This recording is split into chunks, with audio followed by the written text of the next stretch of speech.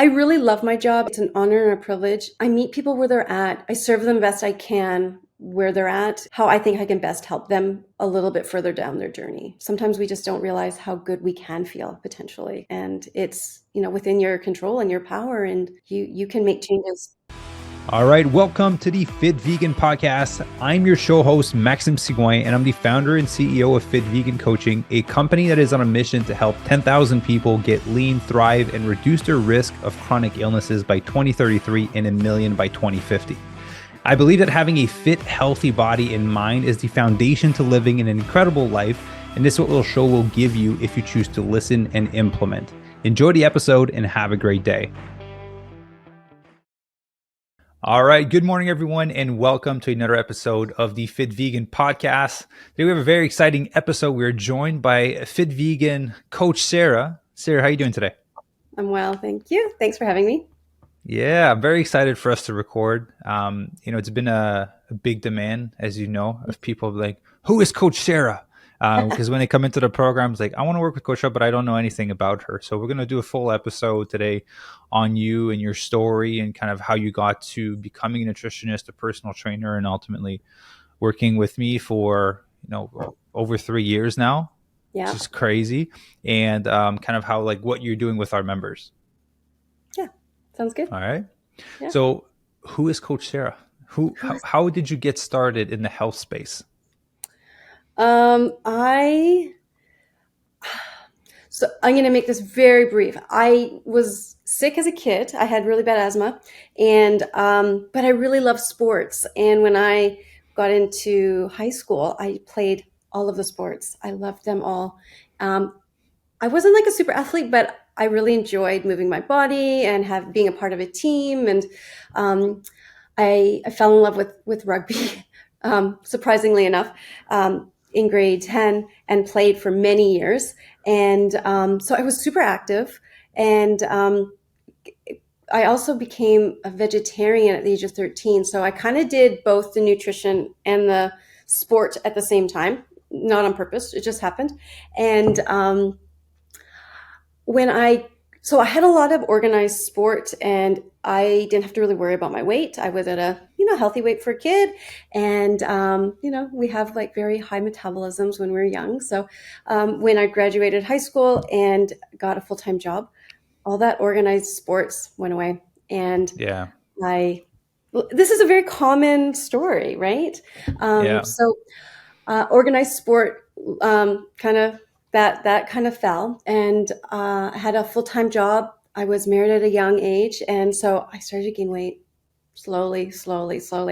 And I'm not too sure at the heaviest I was, but I think I was about like 170, 180. And I'm short. how I'm tall? 5'2". 5'2". Okay. Yeah. So yeah, like an extra 40 pounds on my frame from right now. So it was significant. And it was just, having autonomy over my body, because my parents weren't cooking food and I had to buy my own food and cook my own meals. And it was a lot of junk food. And I was a junk food vegan. And so I got to a point where I was like, oh, this has got to stop. And that the inner athlete in me was like whispering, get back to the gym, go out for a run. And so I just started there. And I was able to lose some weight. And I got to a point where, and so back in the day, we didn't have the internet. We had magazines and books. Yeah. So I exhausted my magazine subscriptions and the books that I could get out of the library. And I decided to hire a personal trainer. And I'm not exaggerating, but I really had hoped that this person could like walk with me on my journey to like my potential. Like I knew there was more in me. I just didn't know how to get it out. And I didn't have that education. And so, and at the time, like I wasn't, I was on my own. So I didn't have a lot of extra money to spend on this, but I made it a priority, and I hired a personal trainer for 3 sessions. And I was so disappointed. To say that she did not care would be an overestimation. Like she I don't know what her intentions were, but she just did not care. She was looking at her watch, and she wasn't like, I was really hoping for a friend. I was really hoping for like somebody to like inspire and educate me and motivate me. And like, I could go to her for like, okay, well, I'm trying this, but it's not quite working. And that kind of relationship, like a deeper relationship rather than a transactional, here's your workout, do it, check in Which with me in a couple weeks. it makes sense why you're the type of coach that you are now, because you care so much and you build such a good relationship with the members. So that's where it stems from. This is why I'm telling the story. So at the end of the 3 sessions, I was like heartbroken a little bit. I was so disappointed, and I I thought I was kind of irritated. I was like, I can do a better job than this just by reading my shape magazines and my fitness Yeah. magazines, right? And then the voice, I think it was the universe whispering to me, going, "Well, why don't you?" And I was at the point in my life where I was in a corporate job and I didn't love it. And I was like, oh. So I went back to school at the age of like, I don't know, I was like 28 or something. I went to night school. I felt like such a Yeah. kind of a loser, but I worked my 40-hour job a week. And then I'd go to night school and I became a personal trainer. And I did well. It came back to me really easily. When I was in high school, I was thinking about becoming a PE teacher. So like I had the kinesiology background and I was quite Yeah. familiar with the body parts and all that stuff. So it came back pretty quick. And so for the longest time, I did both jobs. I would work. I would run boot camps at 6 o'clock in the morning out in the freezing cold, and then go to my regular, 9 to 5 job. And then I would take a few training clients at night. So I was working a lot, and but I loved it. And then it came to a point where my boss said, "Look, we can't support your schedule anymore. You have to make a decision." And oh my God, it was so scary. I just took the leap of faith, and I was able to support myself in 2009 as a full-time personal trainer, and I did that for years and years. Um, and That's how I became a trainer. And I vowed, so doctors and nurses vow not to do any harm. I Yeah. vowed to be the coach I never had to every single person I meet and coach and run across in this capacity. So that's why I do really care about everybody, because I want to be that person I never had. Yeah. And you definitely do care, and our members do feel that. Yeah. A few things I want to dive into through your story, but one Yeah. thing I forgot to mention when we started, if you guys are watching on YouTube, I have eye socket, like you can see the Yeah. bags under my eyes. I went swimming; those are goggle marks, and I bit my tongue. So if I talk with a lisp, that's why. Right? Just disclaimer: if you guys are on YouTube or listening to audio. So you mentioned you're playing rugby throughout high school, Yeah. right? How was that? Because when you Oh, told me that you played rugby in the first podcast we did together, maybe yeah. like 200 plus episodes ago, I Sure. was like, that's why Sarah's so tough. Women rugby is rough. I've It watched is. men rugby and women rugby. I would Yes. much rather play with the men. Women are just way too way too intense. Yeah. It was actually, I joined the team as a lark. My high school boyfriend at the time was a rugby player, and he made a flippant comment about how girls can't play. And we were Yeah. just, we couldn't, we Oh yeah, weren't, they we didn't have can't the play. I said, F you, I can play and I'm gonna. And yeah, we got together a team of girls and a coach who was willing to coach us. And I played 3 years in high school and then a couple years after high school for it's like a private league and then for college. And I loved it. I love not to go too far into the rabbit hole of rugby, but I love that every body shape has a place on the rugby team. Yeah. You play with tall people, you play with short people, you play with people who are great runners, and then some that aren't great runners. It's just, it's a great, it's kind There's of a position confusing. for everyone. There's a position for everyone, and somebody who's short and kind of stumpy. Yeah, my basketball hopes. Yeah, I'm not a good dribbler or a good dunker, but I just love the camaraderie and the team. Like it's all about the teamwork in rugby, and that I know it just really spoke to me, and I don't know, I like having that side where people it's unexpected. Yeah, definitely. I wish I could have played rugby, but as you know, I played basketball for a very long time. I Of tried course, rugby when they came up, where because I'm yes, 6'4", I was always I really know. tall.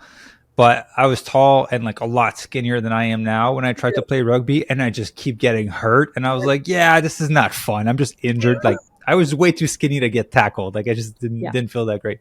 Yeah. So you mentioned when you were 13, you went vegetarian. What Yeah. was it? What was the trigger that made you want to transition? My household was a huge fans of reading, and I picked up a book that my mom had, and it was written by John Robbins. He's the heir to the Baskin and Robbins fortune Yeah. and legacy. He wrote a book called Diet for a New America, and it's all about the factory farms and how animals are treated. And I read it, and I was like, oh, no, I'm not doing this anymore. I can't participate in this. And to be honest, I never really liked the taste of meat, even as a young kid. So it wasn't a big leap for me. But I'm pretty sensitive. So I just couldn't imagine participating in like that cruelty. Yeah. And I was unaware, as many people were at that time, because that would have been like early 90s, right? So, Yeah. Which I feel like more as you're a child, you're less numb to it. You're more sensitive, I think is the best way to put it. You're more yeah. sensitive and more prone to be affected by Hmm. receiving this information and seeing these things versus when you're an adult, you have this ability to kind of numb yourself. Like, yeah, animals are dying, but like, I still need to eat and it's easier for me. Versus when you're Yeah. a child, you're like, mom and dad are paying for everything. Like, oh, this is what I'm sensitive to this. I'm going to stop doing this. Yeah, and I was And kind of irritated at the adults in the room because I was like, "You know about this? Why are we?" yeah, Like I was like, "What is going on?" I'm like, "What?" they So know, but yeah, they don't know, right? Like, it's so yes, much easier to just like turn the other way and be like, it's happening. But if I don't think about it, it's not really happening. yeah, yeah. Um, Ignorance is bliss, right? yeah. And so when was the transition from vegetarian to vegan? Well, between 13 and 30-ish, I went kind of back and forth between vegetarian, vegan. Obviously, I wasn't always plant based and good, but back in the day, they didn't have a lot of vegan junk foods like they do now. Yeah. Like Yeah. when I was 13, they had one soy dog, and it tasted Yeah. horrible. You'd have to put so much condiments on to make it actually taste okay. Then it was kind of so Yeah. it was a lot of It's come a long pasta. way. Yeah, it has. Oh my God, it has a lot of pasta. But yeah, it wasn't until I was really in my early 30s that when I went to nutrition school, that really kind of solidified how to do it well. Yeah. But I dabbled. I read lots of books. I educated myself, and I decided just to go full vegan. Um, 20-ish years ago, and just because I felt better. There was no digestive issues. There was no, because I'm asthmatic, no like phlegm or like troubles breathing, that kind of stuff when I was fully vegan and plant-based. Yeah. Yeah. Good. All right. Yeah, I wasn't too sure when that transition took place for you. Say over 20 years ago. Yeah. In terms of personal training, you mentioned you were 28 when you went back to school and then kind of made the transition to like working fully for yourself. When did you decide to become a holistic nutritionist? When did you decide to study that? Yeah. Um, Probably about 10 years ago, I got irritated. So, um, when you're in the gym, you're around a lot of people who are like big personalities and like they are in often a position of power and they Big like, egos. yes. Yeah, you're being Funny nice about it, but yeah, big egos. So I'm quiet. I'm like, I'm not a loud, boisterous kind of personality. So I'd quiet and I'd listen. And some of the information that I would hear that the other trainers were giving to their clients was kind of shocking. And I was like, no, you can't eat that many chicken breasts in a day. Like, Yeah, so, and I didn't have the nice. education and I wanted to be professional and I wanted to have the knowledge to back up what I was suggesting. And I didn't think the University of Google was good enough. Like I really wanted education. I didn't want whatever Yeah, the internet was going to give me. So yeah, and people would come to me and say, "Well, what about this, Sarah? What about that? What do you think I should eat?" And I just didn't feel comfortable. I didn't have the education. I had what works for me, but I didn't have the actual education that would I could fall back on and say, well, this is my education. This is what I've learned. So yeah, I went back because I was just kind of tired of saying that. And I'm like, obviously there's a need. And then also at the time I was struggling with my weight as a personal trainer because you know what it's like in the gym with personal training. Like there's an expectation you look a certain way, and I'm short, and and I kind of I've got Polish heritage and English heritage. It's a lot of roundness, and I can gain weight very quickly. And I was feeling a lot of pressure to be super thin and super perky and super tight, and I wasn't doing it, and I was creating a lot of toxic beliefs and eating patterns, and I would really severely restrict my calories because I feel like, oh my god, I'm getting fat, and it was quite distracting, to be honest. And I thought being in the gym would help me with that. I would be like, I'm in the gym, I'll get my workout in, and it'll pressure me to be thin and a good healthy body weight and fit. It did the opposite. It really kind of screwed up my mind and my self-worth and my body image. And I was getting mad at myself because I was like, why can't I get my shit together? Why can't I figure this out? I'm a personal trainer. And, most of it is diet, it's nutrition. So I decided to go back to school for a few reasons. One being I wanted to know why. Why was I not having success with keeping weight off? My digestive issues were becoming an issue. So I would have chronic allergies from April to like September, October, like allergy medication on a regular basis. Migraine headaches were an issue for me. And just my performance just kind of sucked. So in the gym. So Yeah. it was a lot of me being curious about it and wanting to improve my health and also for my clients. Yeah. And there's two things to that. One of them is like, yeah, it's not because you're a personal trainer that you know a lot about nutrition to help someone transform, because a lot of knowledge from nutrition comes from the bro type of science Yeah. that's being Yeah. passed on in the gyms from the era of like Arnold and Franco and all those guys. Yeah. The other part is we didn't speak about that in our other podcasts, but the pressure to look a certain way, Yeah. right? A lot of people, there's a societal pressure for Mm-hmm. people to be fit and healthy and look a certain way in society. Yeah. But when you're in the fitness industry, that pressure is greater because now it's like literally what you do for a living, and it's literally one of the first things that people will judge you on Oh, 100%.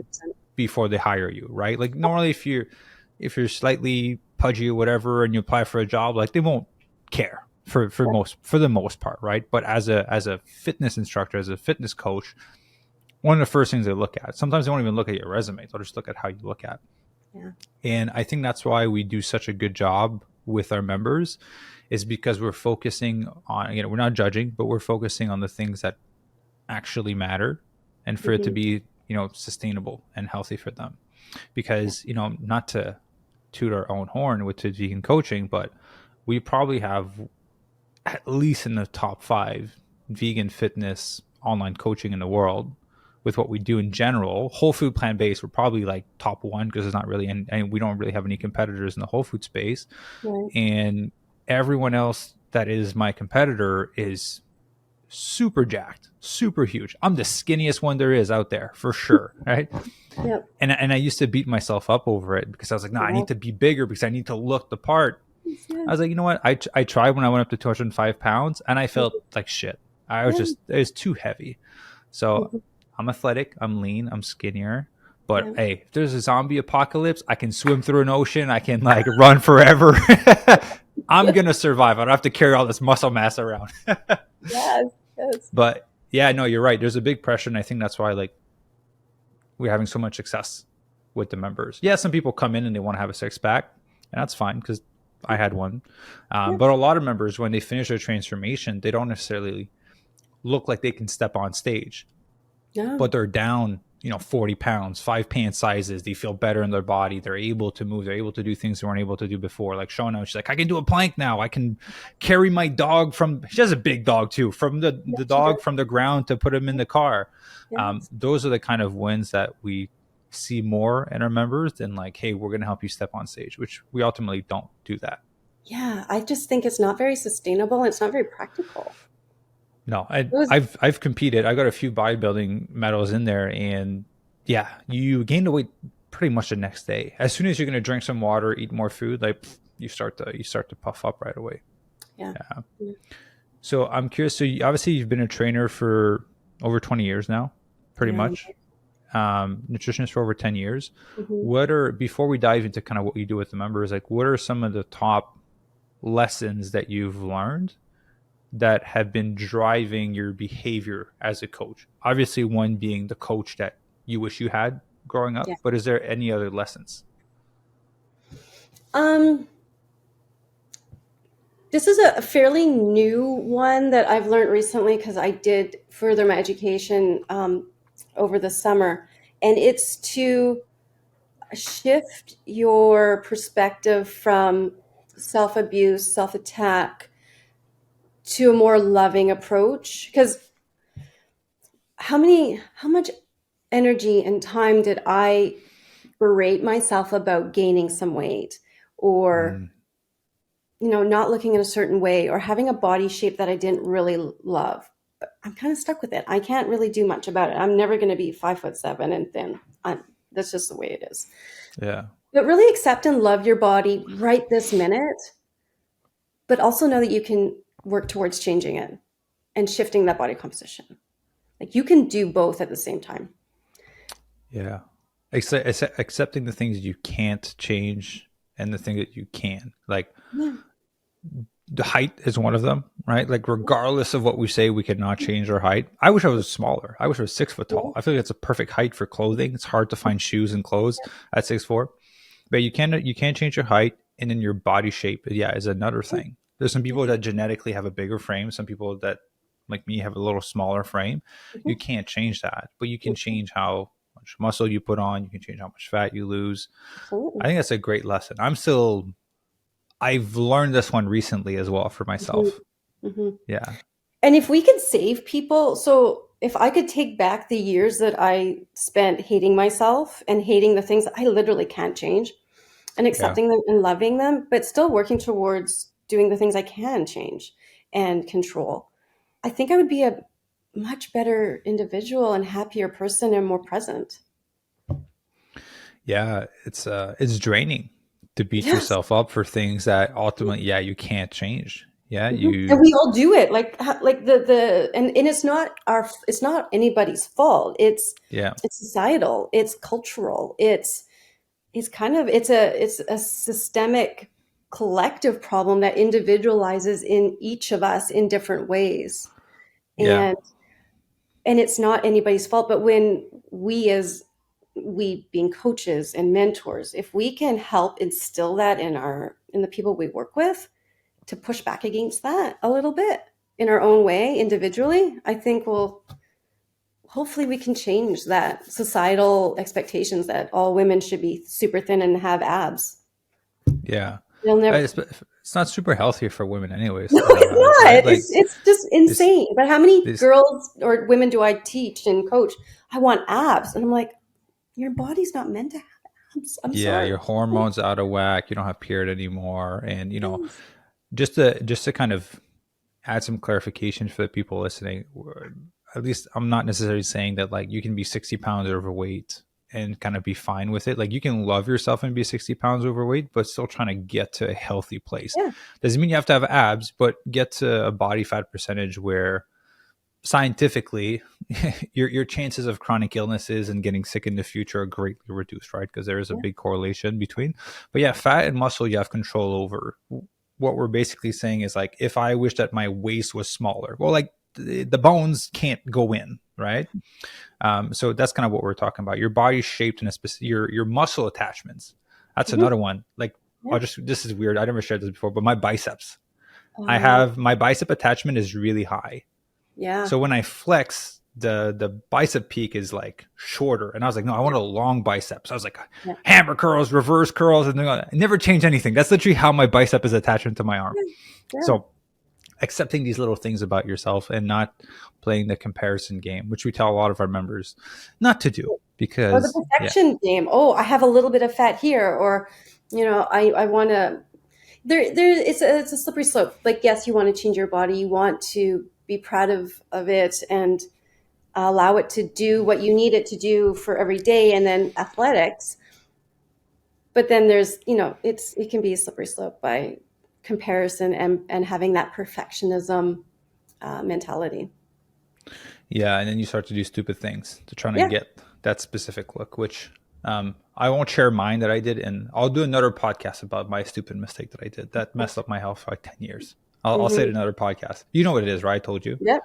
Yeah, okay. I'll share another podcast. So those are the big lessons. So let's talk about like kind of what you're doing with the members. So just background, Sarah and I, like it's been we've been in business for over 3.5 years. You pretty much came in like a month or two after I started Fit Vegan. Yeah, I think Like, you started in April. I came in August of the same year. okay, yeah. So yeah, we're pretty much like 3 years of working together. And Sarah, a lot of people ask me like, well, what has Coach Sarah done? I'm like, Coach Sarah is pretty much responsible for all the transformations that we've done together. We've worked, yeah. She's been with me for a very long time. So, do you mind kind of sharing what you do with the members and kind of like your coaching philosophy so people can Mm, see what it would be like to work with you?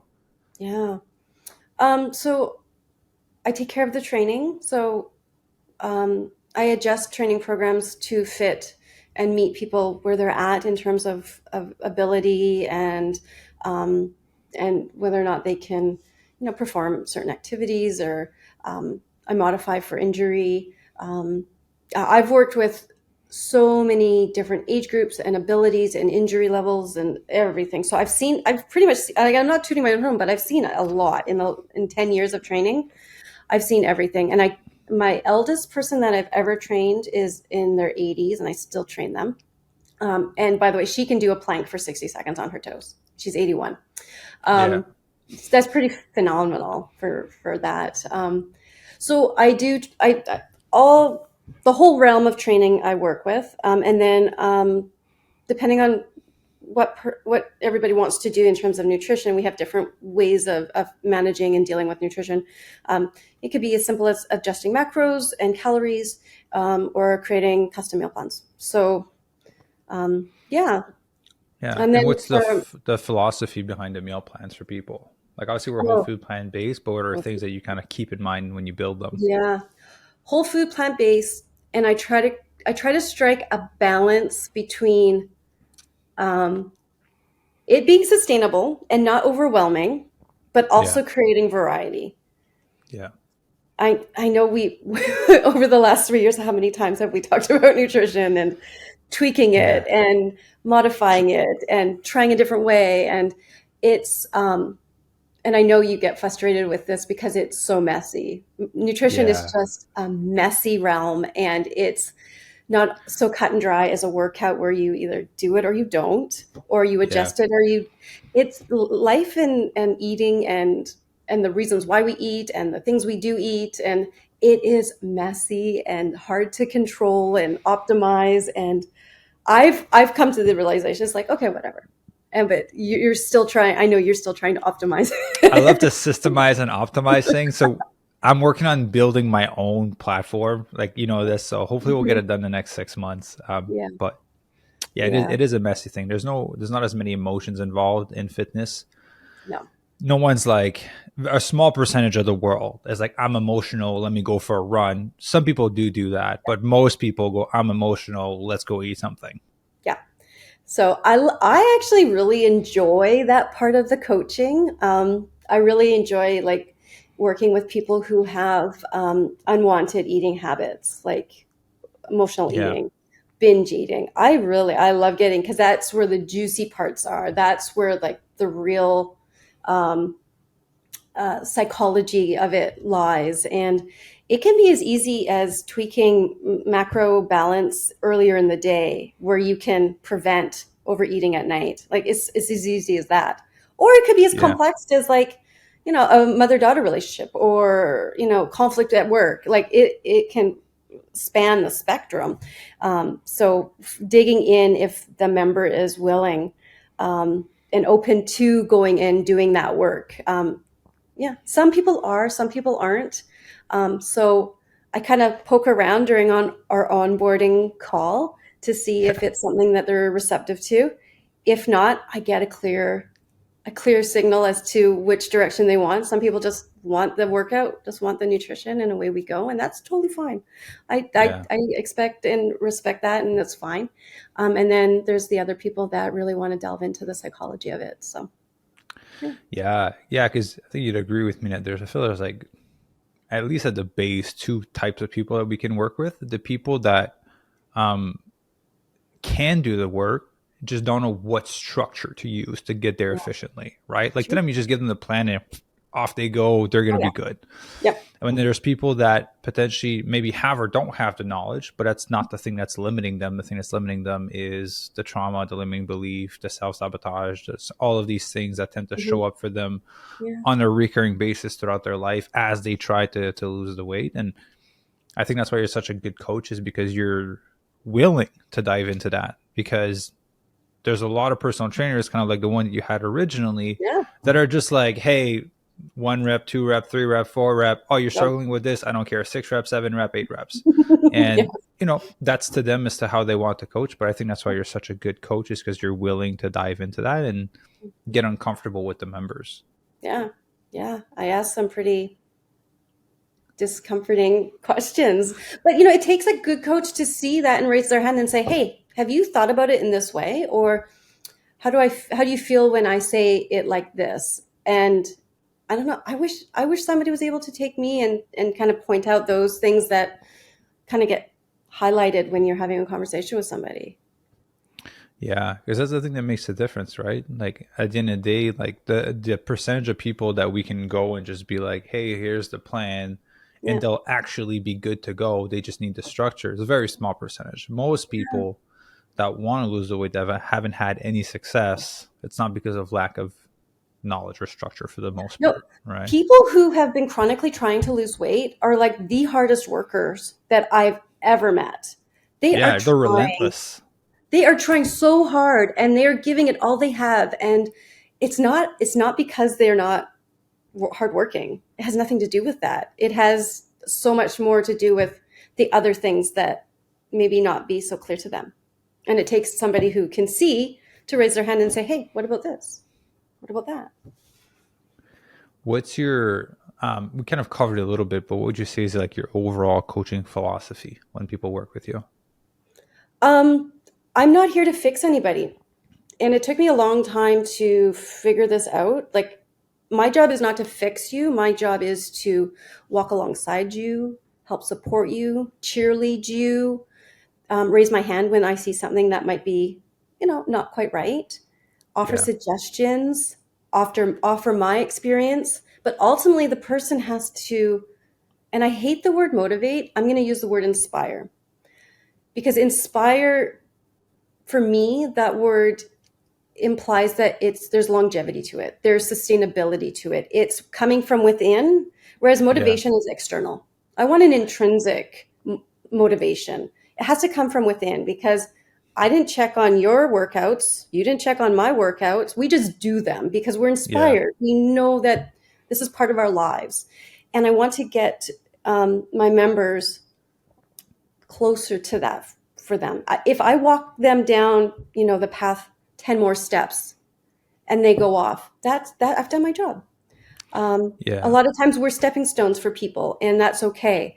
And if I can instill the kind and loving and supportive and encouraging words into their head versus the words that you might find at a bro gym, Yeah. hopefully they remember that and that they can take that, down their path. Yeah. I used to say no one checks in on my workout. I was like, I'm a robot. I just, Yes. whether you want to do it or not, it just kind of had you just wake up, you're in the gym working out. You're like, what happened? How am I here? How am I doing this exercise? Yes, yes. Yeah, and I think that's one thing that sets us apart, is we focus on. That's why I called it the Fit Vegan Blueprint, right? Kind of Yeah. played around with the name a little bit, but if you have this healthy path in your head of how the journey is supposed to happen, the next time you're in that position, you'll revert back to that healthy path. But if Yeah. you have an unhealthy blueprint in your mind, when you think of losing weight, you go like, I got to starve myself and I got to do a ton of cardio, Yeah. right? And there's one thing that you said about like heading people in that direction. Like we are just such a small part of every member's journey. Like whether they work with us for 8 months, a year, we have a member 2 years. I have some members like Patrick was with us for 3 years. Same with Ben. Yeah, Ben, like we're still such a small part of their life and of new members' life, because the whole point is to do this until you die, right? Like Yeah. Barry is ending next week, I think. I'm recording Yeah. a podcast with him as well. And he's like, so what should I do after? I was like, man, 3 strength training sessions until you die. Like that's that's pretty much what you should be doing. Continued whole food plant based. That's the reality of it. Yep. It's never. I don't want. That's what I was trying to. I'm not trying to do the like the gimmicky salesy shit on Instagram like other coaches are doing, because it's like, yeah, like 12-week program won't change anything. Like if you can shut off your whole life and just do this for 12 weeks, you'll get great results. But then what happens when your life leaks back in? When you're going to go on date nights with your partner, you want to spend time with your kids, there's going to be a vacation, you're screwed, because you only know how to operate in like linear motion when there's no distractions. Yeah. You need to be able to be like, hey, there's vacation, there's business trip, there's family, there's date nights, there's family gathering, there's business meetings. Like Brendan, as an example, that dude travels everywhere for business, but still on track. Yeah. Yeah. And doing fantastic. And we have, through coaching with him, we have given him ways and strategies and expectations to sustain his weight loss and how he wants to eat. Because when you travel to unknown places, sometimes it can be a bit of a crapshoot. You just don't know what you're going to get.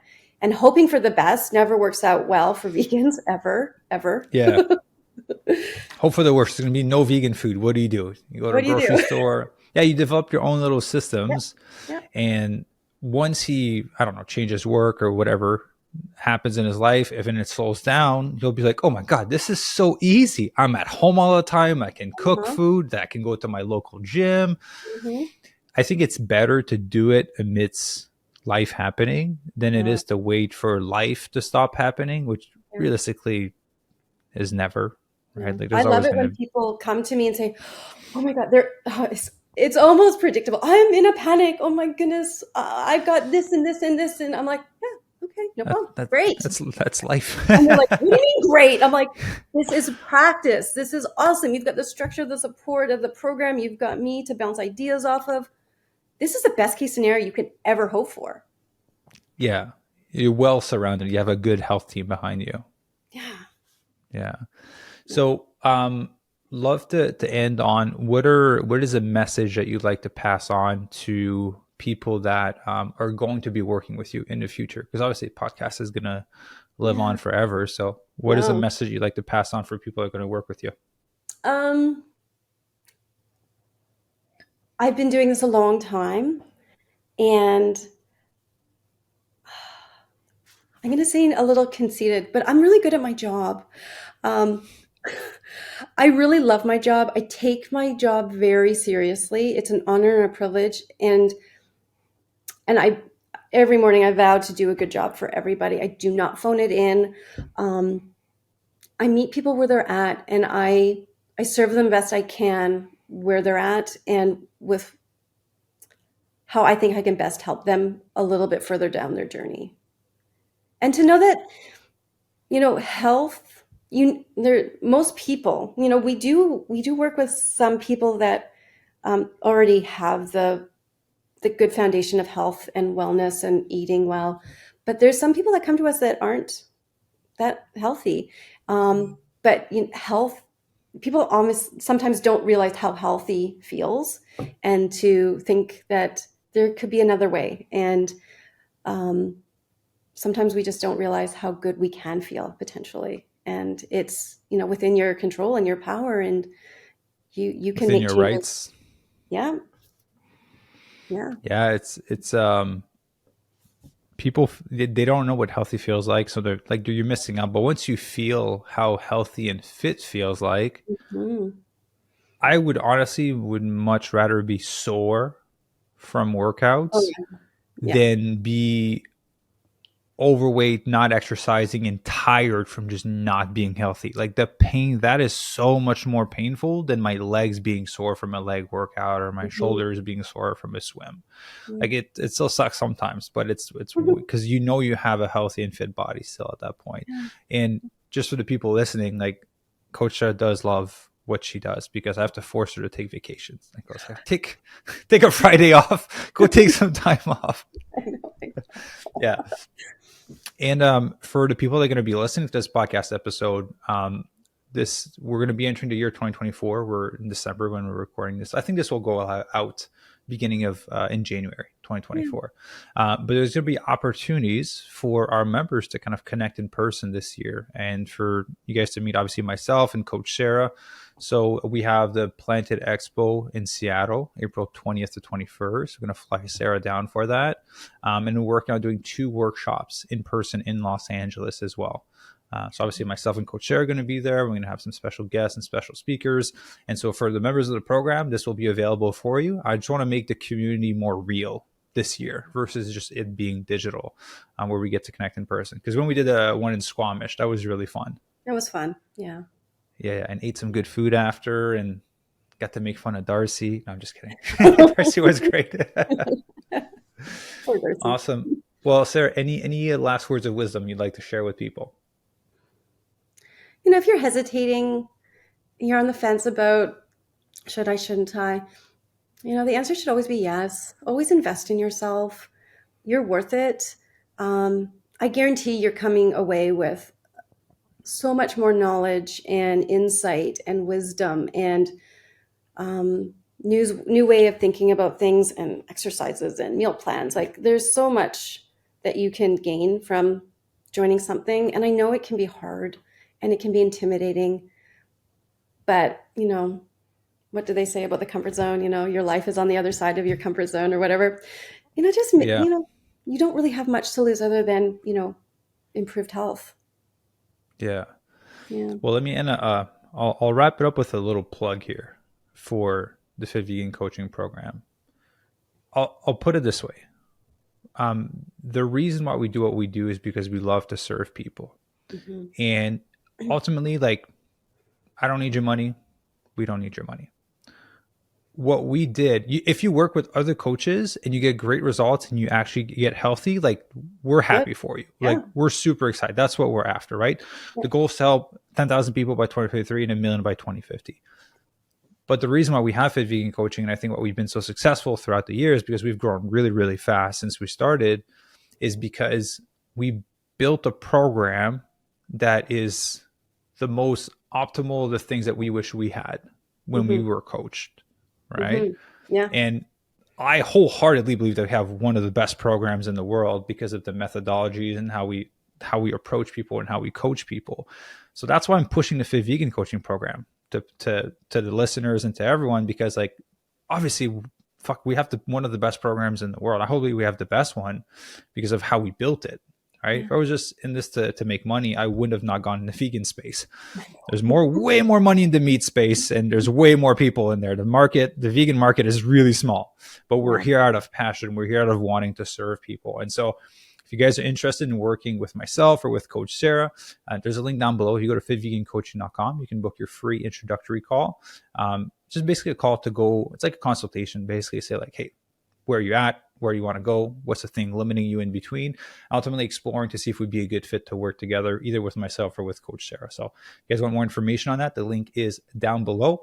You listened to this in January, so I would put a little bit of pressure on hurrying up on this because we're recording in December and we're already booked till mid-January already. So I guess that by the time this comes out, we'll be booked until February at least.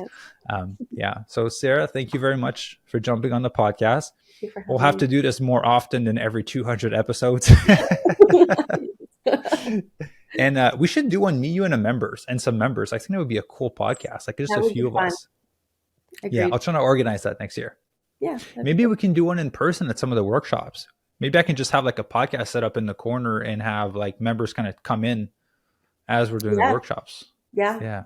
Yeah. We can do like a little like montagey thing. Yeah. Yeah, I'll work on that for next year. So, Sarah, thank you for coming on. Everyone, thank you very much for listening. Happy 2024, and we'll see you guys in the next episode. Bye. Take care. Bye, guys.